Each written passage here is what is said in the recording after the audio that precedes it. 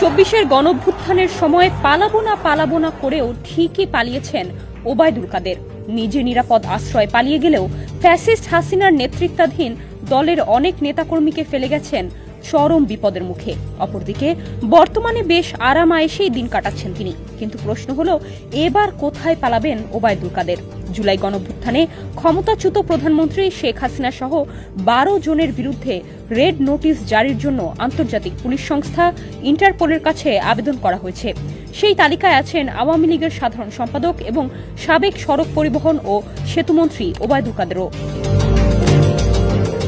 ইন্টারপোলের red alert বা red notice হচ্ছে এমন একটি আন্তর্জাতিক সতর্কবার্তা যার মাধ্যমে কোনো দেশ আন্তর্জাতিক অপরাধে অভিযুক্ত বা পলাতক আসামিকে বিশ্বের অন্যান্য দেশে খুঁজে বের করার জন্য সহযোগিতা চায়।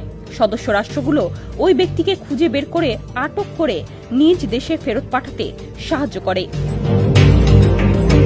রেড অ্যালার্ট সাধারণত তখনই জারি করা হয় যখন কোনো ব্যক্তি নিজ দেশের আইনে ফৌজদারি মামলার আসামি হিসেবে বিবেচিত হন এবং তার বিরুদ্ধে আদালতের গ্রেপ্তারি পরোয়ানা থাকে। এই ব্যক্তি যদি দেশ ত্যাগ করে বা বিদেশে আত্মগোপনে যান, তখন তাকে আন্তর্জাতিকভাবে খুঁজে বের করতে ইন্টারপোলের রেড নোটিশ জারি করা হয়।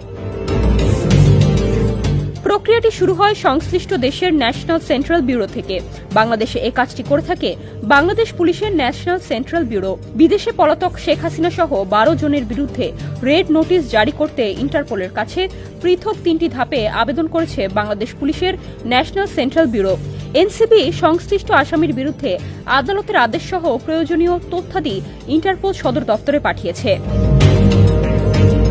ইন্টারপোলের সদর দপ্তর সেটিকে যাচাই করে দেখে আবেদনটি বৈধ হলে রেড অ্যালার্ট জারি করবে, যা তাদের ১৯৫টি সদস্য রাষ্ট্রে নোটিশে পাঠানো হবে। এই নোটিশে আসামির ছবি, পরিচয়, অপরাধের ধরন এবং কোথায় তাকে খুঁজে পাওয়া যেতে পারে সে সম্পর্কিত তথ্য থাকে। সূত্র বলছে, ওবায়দুল কাদের কলকাতার অভিজাত এলাকা রাজারহাট নিউ টাউনের একটি ফ্ল্যাটে স্ত্রীকে নিয়ে বসবাস করছেন। জানা গেছে, বর্তমানে তিনি ডিএলএফ নিউ টাউন হাইটস প্লাজায় আছেন। ডেস্ক রিপোর্ট, সমকাল।